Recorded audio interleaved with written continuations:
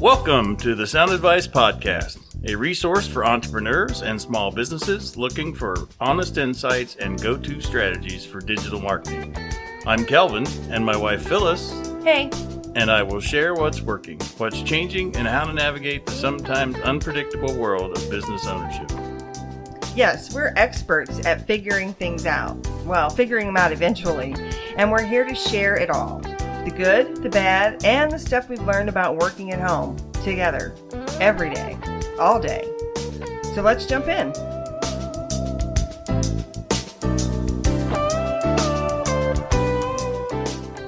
Welcome back to the podcast. This is Phyllis, and my guest today is Jen Lehner, my co-host. She's agreed to join us again. So thank you for being here, Jen.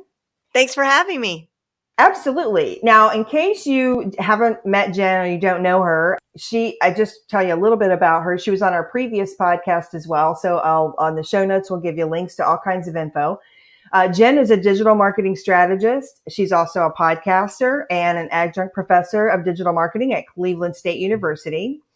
And she's the founder of the Front Row Mastermind for Entrepreneurs, which we're going to be talking a lot about here in just a few minutes.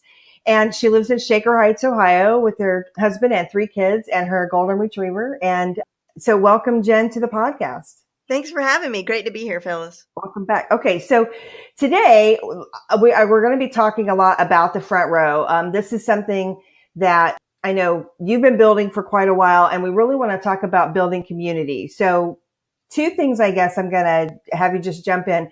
One, if you could kind of just tell us a little bit about how the Front Row got started. I know a little bit about that, but I would love for you to share it with the listeners. And the second thing is really about community. Well, actually, let's go ahead and just start with the Front Row and how that got started first, and then I'll just follow up. Okay.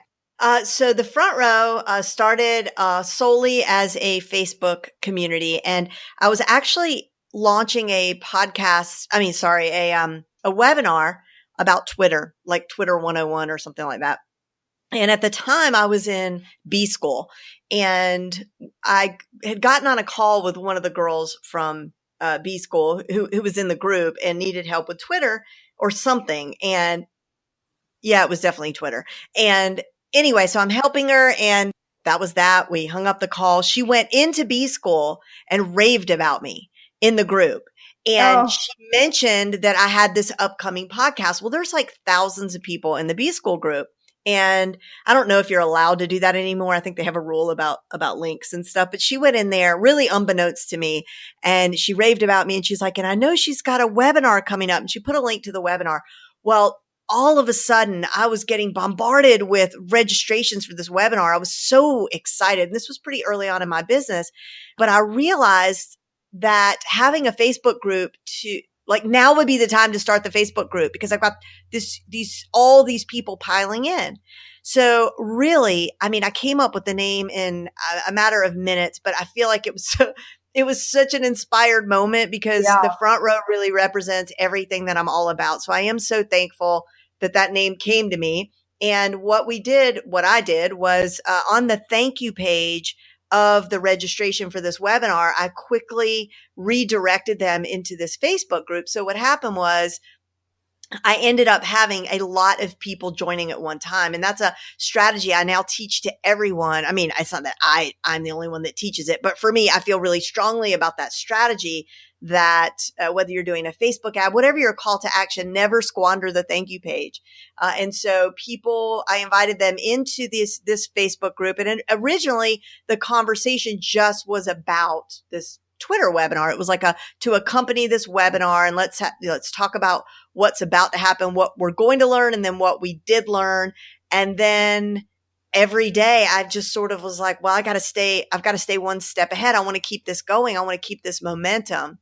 And I just started watching what other people were doing in their groups, which were those theme days. Everybody has a theme day, Monday Mania, Tuesday, whatever. Right. And so I started doing that. And, but I just made sure I was really present. But I have to say that when I first did it, it was a little bit nauseating because I thought, oh my God, what have I done? I am going to have to be here all the time. This is like a full-time job. And it felt the commitment of it felt very sort of crushing, for a bit. But I shifted my perspective definitely since then. And looking back, I mean, it was the absolute best thing I've ever done for my business. Yeah, which is fantastic. And I actually didn't know that's exactly how that started. So that's actually good to hear. Now you are really super engaged. But one of the things that I've heard for people who don't know, the front row group is still there. People can join it. And you also ultimately, after I think, I don't know, a couple of years, or maybe I'm not sure how long it was, you have now a group called the Front Row VIP, which is a paid membership area, a paid membership group. Yes, exactly. So, and I think memberships are really popular for a lot of reasons. And I think they sort of come and go in popularity a little bit, depending on, I don't know, I think in marketing trends, we see them sort of do well for a while and then maybe not do as well in other times. But you've been really successful with yours. And one of the things that I've heard about a good membership program, I don't have one. I'm not sure that I would do one, but one of the things that I've heard when I've done some research is that you either need to have a really strong community aspect or a really strong leadership aspect. And I actually feel like I was in your Facebook group first, and now I am a member of your VIP group. But I feel like you do both of those pretty well. And the time factor I recognize has got to be pretty, I'm sure some days is a lot.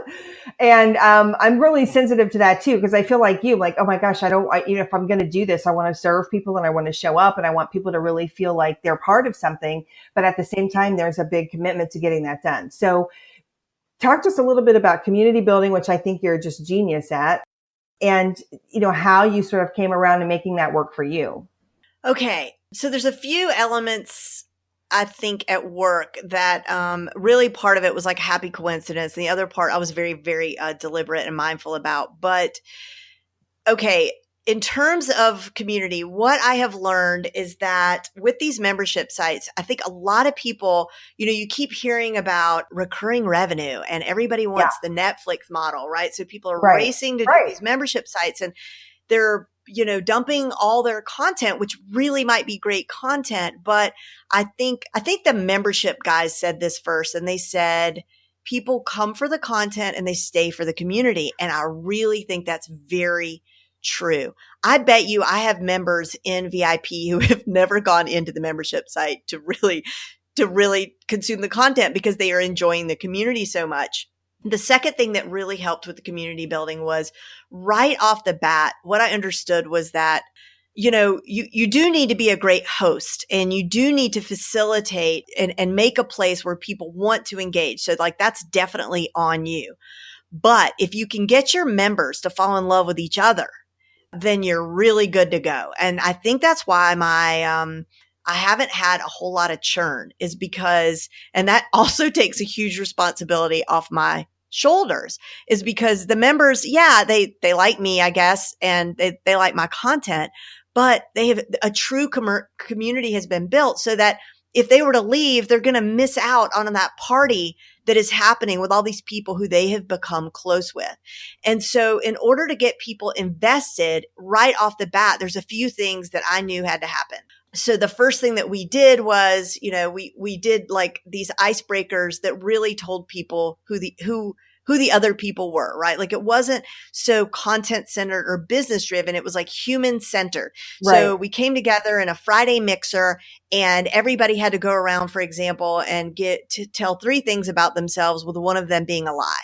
And then where everybody's on camera. I also think that's really important is as much as you can to bring people into like a Zoom situation where everybody can see each other's faces. And then, so we went around like the way you would go around the room. And by the end of that, we already had a really good sense of who the other people were. And of course, this is just kicking off the group in the very beginning, right? This core group of people and that core group of people who became so tight with each other during experiences like this. And I tried to create as many experiences as I could in that setting that were manageable. then the rest sort of took care of itself. Now, all those people who are getting so much from the group are out, being ambassadors and sharing, and spreading the word. So, Yeah. so that has been really great. And there's been a lot of great spinoffs from that. But even I've added in like co-working sessions. That takes me no time at all. To really put together. It's just a matter of, scheduling it and letting everybody know about it. And they can come and go as they please, but it's an opportunity to just work side by side. It's like study hall for, like for entrepreneurs. And we're all in a Zoom room and we're not really talking. The only thing I do in terms of facilitation is I have a timer and we do it based on the Pomodoro technique, but it helps me as well. Like I'm in there working and then and and sometimes I'll do a little bit of entertainment, like, we'll do some arm exercises or I'll read something inspiring, but for the most part, really doesn't take any time or effort. And so, yeah, I just got really lucky as far as that's concerned. Yeah, well, I don't know if I would use the word lucky, but yeah, you've done it. It's awesome. And you can tell, I'm actually newer to the VIP group and, there is definitely a real, a sense of sort of community for sure. That's exactly the word. And you do feel like, I went actually for some specific stuff that I knew that you had that I wanted to learn from you, but I definitely enjoying the community and getting to know some people. And, there's some people there who've also been, obviously I've already connected with who are just really great people. So it's ongoing, right? So, and I think those early ambassadors are still doing that same kind of thing for you, but they're also making it really comfortable and easy for new people who kind of step in, which I think is kind of cool. Yeah, they have been. This group is very welcoming, and so whenever a new member joins, like they do take it upon themselves, and they're like eager to learn about the new person. Yeah. As we call them, the hashtag new kids. Yes. And so it's a wonderful thing. But I have to say, like, the membership sites that I have seen that have tried to go like, look, I'm going to put some great content in there. And, this is the promise that I'm going to make to the group, that I'm going to deliver, one new course a month, that I'm going to have like one Q&A call a month or whatever. They always either end up closing up shop because the churn just gets to be so much that it's not worth it. Right. And members drop out. Right. Or they end up adopting, they end up learning that like, okay, there's just sort of no way around this, that I just really feel like there has to be a community element for the most part. I mean, there might be some exceptions to the rule, but as far as I've seen, so if you don't enjoy community and you don't enjoy like engaging with your people, then this might not be, and it's not for everybody anyway. You know what I mean? It is a ton of work. Right. It is a very specific business model. And you're right. I don't think it is right for everybody. And, but I think you're right too about the ones that we see maybe come and go. It goes back to the statement you made earlier, where people may come for the content and then they stay for the community. So I think both aspects end up being equally important. So one of the other things I wanted to ask you is to do a little bit about the strategy of your membership. Whatever you are comfortable sharing, if you have any like trade secrets, that's cool. Like you don't have to share those. But with memberships, there's a lot of questions. I get this sometimes from clients that are looking at this business model. Should I have limited enrollment, like certain times of year? Should it be open all the time? Do you allow like anybody in, or is there, some sort of questionnaire parameter? Do you try to get to know people ahead of time? Just some of those kinds of things. What are your thoughts on that? Maybe in general for the industry, and then how it applies to you and how you've done your group. So I can't really speak to the industry as a whole because there's just so many variables, right? There's some people who almost deliver a course that needs to be dripped out over the course of a year. So it's like, it's called a membership site, but really it's like a course because everybody's working on the same content. And so there's like a beginning and an ending. I've seen that model. Yeah. I've only been at it, let's see, it's like a year and 4 months since my VIP group has been up and running. So I'm still I still think of myself almost in beta because my biggest launch has yet to happen. I mean, that's still in front of me. I'm just trying to tie up some loose ends on a core course that I want to put inside the group before I go up for my next big launch. The way that I have it set up that has worked well so far is I open and close it, but I don't really have a recipe yet. Like maybe I'll do it very methodically and like open it up for, a month and shut it down for 2 months, or like open it up quarterly. I don't really know. Right now, I'm just sort of doing it in the way that it flows with the other commitments that I have. Sure. But the model that I have is very similar to a lot of other people so I started with a charter member price. It was $27 a month, and they were guaranteed that the price would go up. And as long as they were a member and they never left, their price would never go up. And then we closed the doors, and that was really smart on my part. Smart on my part. Listen to myself being so braggadocious. Well, it worked. It was a good strategy that worked.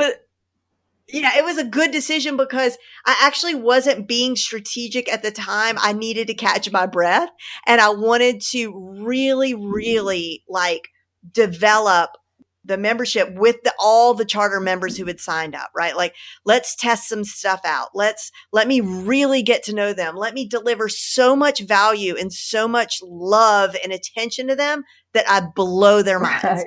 And that was real. And if I was still launching and in launch mode, I just don't think I would have been able to do both, not in those early days. So, I shut the doors. I did one big, like more email blast. Doors are going to close. Last chance to get in at this rate, at this price. So more people joined. And then I shut the doors, started a waiting list. And then after a couple of months, opened back up at the promised higher rate of $37 a month. Actually did not do a huge launch at that point. Like I could have done a better job, but whatever. It was good. And then the doors have not closed since then. Okay. So I did sort of a launch, and then I've just sort of left them open, but I haven't been promoting it really. As soon as this core course is created, then I will launch really big. Like this is the last time you're going to be able to get in. There's this core course in there that I'm super excited about. This is the last time you will ever be able to get into Front Row VIP for $37. The doors will close and they will reopen at $47. And I don't think I will probably go past $50 a month. I'm not going to promise, but that's where I think that's going to end up being the number for me, like $49 or whatever.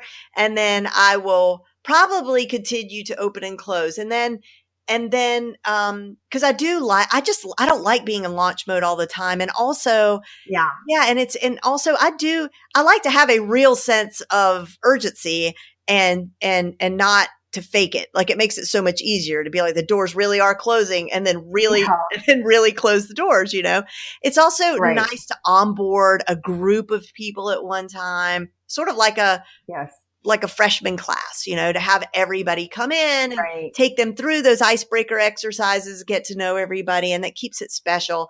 So I do like that I've done that. And then one other thing, that I may or may not do next time, but did work the first big launch that I did was I did a bunch of trainings, and then on the replay, I made the replay available for like 2 or 3 days. So like, let's say I would do a Facebook ads training and then traditional webinar style. But then when it came to the replay, I sent them to a page on New Kajabi, which is really slick because you can have like these buttons appear when the offer appears. I mean, a lot of webinar software does that, or landing page software does it, but I love that it's included in New Kajabi and a countdown timer and all that kind of stuff.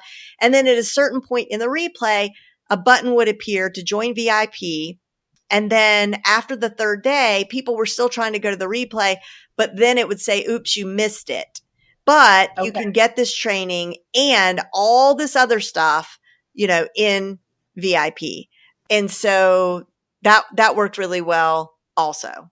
Yeah. Well, and I saw that you are recently running inside VIP, an accountability challenge. And I saw that you had an offer for people who are interested in the accountability challenge who are not members of VIP, that, they could go ahead and be part of that as well. And they could join and just be part of that challenge, which I also think is really smart, right? So they're getting a taste of the community and some of the stuff that you're doing right off the bat in that first month, which is kind of cool. So, and obviously this strategy has worked for you. I think it is smart. I like the idea too of that onboarding, like where there's a group of people kind of coming in together. I think both from a consumer side too, like as a new member, that would certainly be, I would enjoy that part. So yeah, that's great. I love the strategy behind that. And so tell me, what do you think is I know you've talked a lot about the content itself. I know that creating content for you, I don't think is super challenging because there's lots of stuff that you're interested in and you're always learning new things. But when it comes to community, one question I'll ask, and I don't really know, have you run into any issues where you've had to sort of police things or manage things that you didn't quite expect in your community? No, it's pretty much like your standard kind of stuff. And really it's any of that stuff usually comes back to me needing to do a better job communicating what the boundaries are. So I've created two groups that coincide with VIPs. So one is called the microeconomy, which I totally stole from Todd Herman's 90-day year. I thought it was such a good idea. So, and it actually, his microeconomy, when I was a member of 90-day year, when I took his course, I got so many new clients because he offered this. And basically it is a Facebook group where you're allowed to promote whenever you want. Anything that you want, you could share your links. And he asks, and I did too, but I haven't really promoted this as much as I should. I need to go back and do that. But he said, like, look, you're welcome to promote in this group. That's what it's for. We're all entrepreneurs. We're here to do business. So go ahead and do business, but consider offering, or he required that you offer your fellow 90-day year people a discount of some sort or some sort of special perk. Right. And so I really like that because number one, I don't want promotions in the main group just because, it's I want to quadruple or 5x and 10x the size of Front Row VIP right now. As we grow, it just gets to be too much, too noisy. Yeah. And we've all seen that, right? Like in those big groups where it just gets to be too much and you're just getting pitched all the time. Or even worse, the people who are like, I just want feedback on my sales page. And really, they just really want you to see. Yeah, they're just trying to drive traffic to their page, right? Yeah.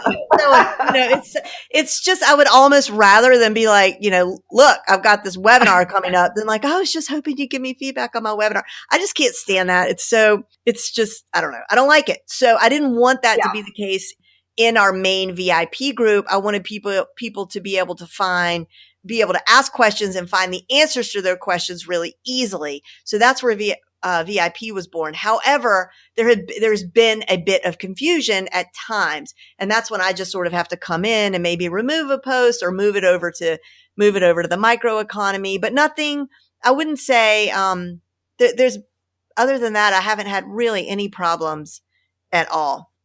Okay, great. Well, and as a member, I haven't run into that either. I do think the microeconomy is brilliant. It's pretty smart. And for somebody like me, like I when I was doing my podcast promotion last month, for example, it was a great place for me to put that information. And I knew that it was a safe place to put it. I wasn't going to be like offending anybody.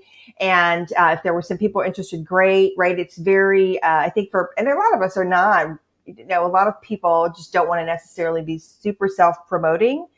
So when you have a space where you're saying like, hey, that's what this is for, I think it's also encouraging to people to say, yeah, this is a good place. Please share your information over here and you can feel good about doing it, which I think is also nice. Yeah. And not only that, as it turns out, many of the people in VIP are each other's avatars, right? So it's so fantastic that they can go in, like this has happened with several VIPers where they literally started from scratch, went in there and said, hey, I'm going to be starting a program called this. Does that sound interesting? And then people saying, yes, yes, yes.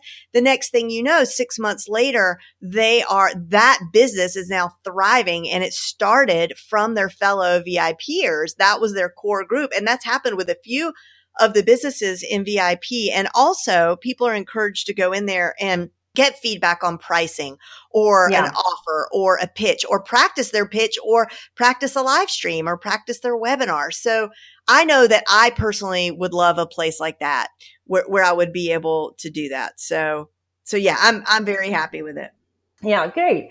All right. Well, we're going to wrap up. I know we could keep talking about building community and memberships and so forth, but you've given us a lot of really good information. And I think for people who are listening, if membership is something you're looking for, we're going to have links on the show notes to the VIP group itself, to Jen's Facebook group, and other places where you can reach Jen, so you can kind of see in action a lot of the things that she's talking about today. She's very active in both the membership group, obviously, and also even on the Front Row membership, the original Front Row Facebook group. There's still a lot of activity going on there too. And Jen's always in and out of there as well. So thank you, Jen, for being here and for giving us such good info. Thanks, Phyllis. It was a lot of fun.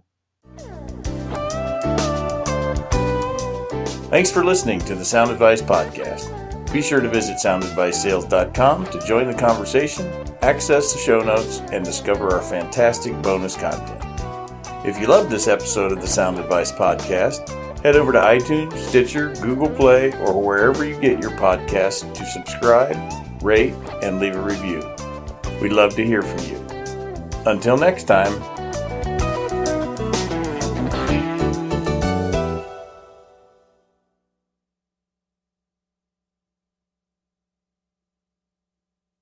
This podcast is part of the Sound Advice FM network. Sound Advice FM. Women's voices amplified.